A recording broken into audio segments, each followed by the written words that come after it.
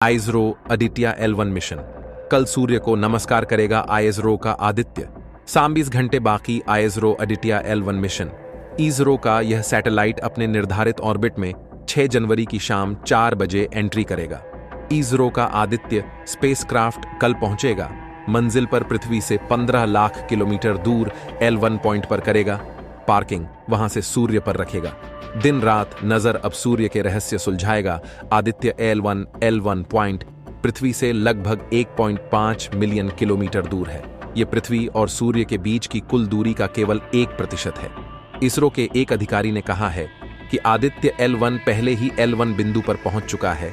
6 जनवरी को यह उस ऑर्बिट में पहुंच जाएगा जहां इसे होना चाहिए। यह सूर्य की ओर यात्रा करता रहेगा। क्यों इस ऑर्बिट में जा रहा है आदित्य L1? दूसरे लैंग्वेज पॉइंट से अपेक्षाकृत स्थिर स्थिति है, लेकिन अंतरिक्ष यान को उस स्थान पर मजबूती से स्थिर रखना मुश्किल है। इस बिंदु के चारों ओर एक ऑर्बिट में जाना चुनौतीपूर्ण है, जिसे हेलो ऑर्बिट कहा जाता है। इस त्रिआयामी कक्षा में जाने से अंतरिक्ष यान को कई अलग अलग एंगल से सूर्य का अध्ययन कर सकेगा।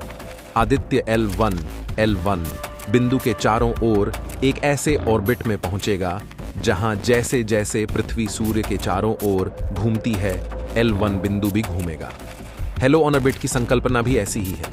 इस कक्षा में पहुंचना काफी चुनौतीपूर्ण है और यह पहली बार है कि इसरो इस तरह का प्रयास कर रहा है। कई तस्वीरें भेज चुका है आदित्य L1। बुधवार तक आदित्य L1 ने अंतरिक्ष में सफलतापूर्वक 124 दिन पूरे कर लिए थे। 18 सितंबर से अपनी यात्रा के केवल 16 दिन बाद आदित्य ने वैज्ञानिक डेटा एकत्र करना और सूर्य की इमेजिंग शुरू कर दी थी। वैज्ञानिकों ने अब तक सौर ज्वालाओं के हाई एनर्जी एक्सरे, कंप्लीट सन डिस्क इमेज और दूसरे कई झलकों को हासिल किया है। अब सूर्य के रहस्य सुलझाएगा। आदित्य L1 पॉइंट पृथ्वी से लगभग 1.5 मिलियन किलोमीटर दूर है। यह पृथ्वी और सूर्य के बीच की कुल दूरी का केवल 1% है। इसरो के एक अधिकारी ने कहा है कि आदित्य L1 पहले ही L1 बिंदु पर पहुंच चुका है। 6 जनवरी को यह उस ऑर्बिट में पहुंच जाएगा जहां इसे होना चाहिए। यह सूर्य की ओर यात्रा करता रहेगा। क्यों इस ऑर्बिट में जा रहा है आदित्य L1? दूसरे लैंग्वेज पॉइंट से अपेक्षाकृत स्थिर स्थिति है, लेकिन अंतरिक्ष यान को उस स्थान पर मजबूती से स्थिर रखना मुश्किल है। इस बिंदु के चारों ओर एक ऑर्बिट में जाना चुनौतीपूर्ण है, जिसे हेलो ऑर्बिट कहा जाता है। इस त्रिआयामी कक्षा में जाने से अंतरिक्ष यान को कई अलग अलग एंगल से सूर्य का अध्ययन कर सकेगा। आदित्य L1 बिंदु के चारों ओर एक ऐसे ऑर्बिट में पहुंचेगा जहां जैसे जैसे पृथ्वी सूर्य के चारों ओर घूमती है, L1 बिंदु भी घूमेगा। हेलो ऑर्बिट की संकल्पना भी ऐसी ही है। भारत का पहला सूर्य मिशन विमान आदित्य L1 सूर्य पृथ्वी L1 के रास्ते पर वापस आ गया है। इसरो ने कहा कि 6 अक्टूबर को अंतरिक्ष यान पर एक प्रक्षेप वक्र सुधार पैंतरेबाजी की गई थी। इसरो ने कहा कि अंतरिक्ष यान स्वस्थ है और सूर्य पृथ्वी लैग्रेंज पॉइंट 1 की ओर बढ़ रहा है। भारत के आदित्य L1 उपग्रह पर आदित्य सौर वायुकण प्रयोग एस्पेक्स नीत भार ने अपने प्रचालन शुरू किए हैं और यह सामान्य रूप से प्रदर्शन कर रहा है। एस्पेक्स में एस्पेक्स सौर पवन आयन वर्णक्रम मापी स्विस और स्टेप्स तापीय और ऊर्जावान कण स्पेक्ट्रोमीटर, ये 2 अत्याधुनिक उपकरण शामिल हैं। स्टेप्स उपकरण 10 सितंबर 2023 को प्रचालनशील था। SWIS उपकरण को 2 नवंबर 2023 को सक्रिय किया गया और इसने इष्टतम निष्पादन का प्रदर्शन किया है।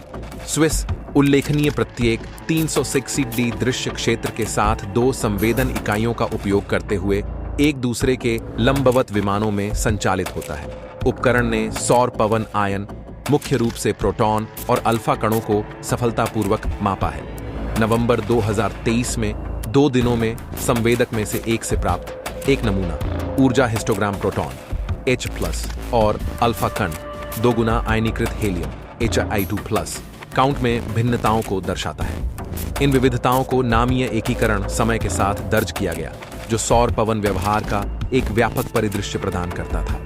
SWI की दिशात्मक क्षमताएं सौर पवन प्रोटॉन और अल्फा के सटीक माप को सक्षम करती हैं। जो सौर पवन गुणधर्मों, अंतर्निहित प्रक्रियाओं और पृथ्वी पर उनके प्रभाव के बारे में लंबे समय से लंबित प्रश्नों का समाधान प्रस्तुत करने में महत्वपूर्ण योगदान देती है। प्रोटॉन और अल्फा कण संख्या अनुपात में परिवर्तन, जैसा कि स्विस द्वारा देखा गया है, सूर्य पृथ्वी लैग्रेंज पॉइंट L1 पर कोरोनल मास इजेक्शन CMI के आगमन के बारे में अप्रत्यक्ष जानकारी प्रदान करने की क्षमता रखता है।